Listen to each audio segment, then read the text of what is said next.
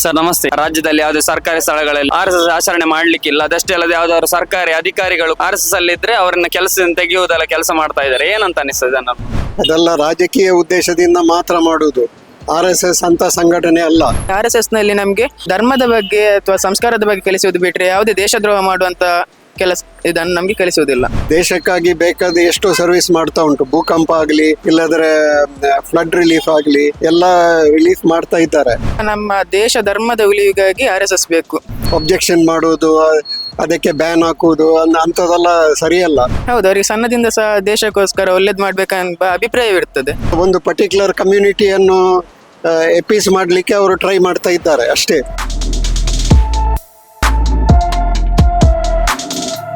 Sir ನಮಸ್ತೆ. ರಾಜ್ಯದಲ್ಲಿ ಯಾವುದೇ ಸರ್ಕಾರಿ ಸ್ಥಳಗಳಲ್ಲಿ RSS ಆಚರಣೆ ಮಾಡ್ಲಿಕ್ಕಿಲ್ಲ. ಅದಷ್ಟೇ ಅಲ್ಲದೆ ಯಾವ್ದಾದ್ರು ಸರ್ಕಾರಿ ಅಧಿಕಾರಿಗಳು RSS ಅಲ್ಲಿ ಇದ್ರೆ ಅವರನ್ನ ಕೆಲಸದಿಂದ ತೆಗೆಯುವುದೆಲ್ಲ ಕೆಲಸ ಮಾಡ್ತಾ ಇದ್ದಾರೆ. ಏನಂತ ಅನಿಸ್ತದೆ ನಾನು?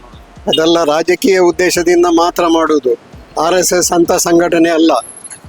ಅದು ಒಂದು ಸರ್ವಿಸ್ ಆರ್ಗನೈಸೇಷನ್. ದೇಶಕ್ಕಾಗಿ ಬೇಕಾದ ಎಷ್ಟೋ ಸರ್ವಿಸ್ ಮಾಡ್ತಾ ಉಂಟು. ಭೂಕಂಪ ಆಗಲಿ ಇಲ್ಲದ್ರೆ ಫ್ಲಡ್ ರಿಲೀಫ್ ಆಗಲಿ ಎಲ್ಲ ರಿಲೀಫ್ ಮಾಡ್ತಾ ಇದ್ದಾರೆ. ಆದ ಕಾರಣ ಅಂಥ ಸಂಘಟನೆಯನ್ನು ಅದಕ್ಕೆ ಒಬ್ಜೆಕ್ಷನ್ ಮಾಡುವುದು, ಅದಕ್ಕೆ ಬ್ಯಾನ್ ಹಾಕುವುದು ಅಂಥದ್ದೆಲ್ಲ ಸರಿಯಲ್ಲ. ಮತ್ತು ಅದು ಕಾನೂನು ಪ್ರಕಾರ ನಿಲ್ಲಿಕ್ಕಿಲ್ಲ. ಯಾಕಂದರೆ ಇದು ಸುಮ್ಮನೆ ರಾಜಕೀಯ ದೃಷ್ಟಿಯಲ್ಲಿ ಒಂದು ಪರ್ಟಿಕ್ಯುಲರ್ ಕಮ್ಯುನಿಟಿಯನ್ನು ಎಪೀಸ್ ಮಾಡಲಿಕ್ಕೆ ಅವರು ಟ್ರೈ ಮಾಡ್ತಾ ಇದ್ದಾರೆ ಅಷ್ಟೇ. ಇದರ ಮೇನ್ ಉದ್ದೇಶ ಏನಂತಿರ್ಬೋದು ಸರ್? ಉದ್ದೇಶ ಅದೇ ನಾನು ಹೇಳಿದಲ್ಲ, ಒಂದು ಪರ್ಟಿಕ್ಯುಲರ್ ಕಮ್ಯುನಿಟಿಯನ್ನು ಎಪೀಸ್ ಮಾಡಲಿಕ್ಕೆ, ಬೇರೆ ಏನು ಉದ್ದೇಶ ಅಲ್ಲ. ಅವರಿಗೆ ಗೊತ್ತುಂಟು RSS ಎಂತ ಕೆಲಸ ಮಾಡಿದೆ ಅಂತೇಳಿ.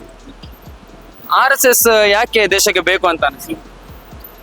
ದೇಶಕ್ಕೆ ಅಷ್ಟು ದೊಡ್ಡ ಸಂಘಟನೆ, ಸರ್ವಿಸ್ ಆರ್ಗನೈಸೇಷನ್ ಇಡೀ ವರ್ಲ್ಡ್ನಲ್ಲಿ ಇಲ್ಲ.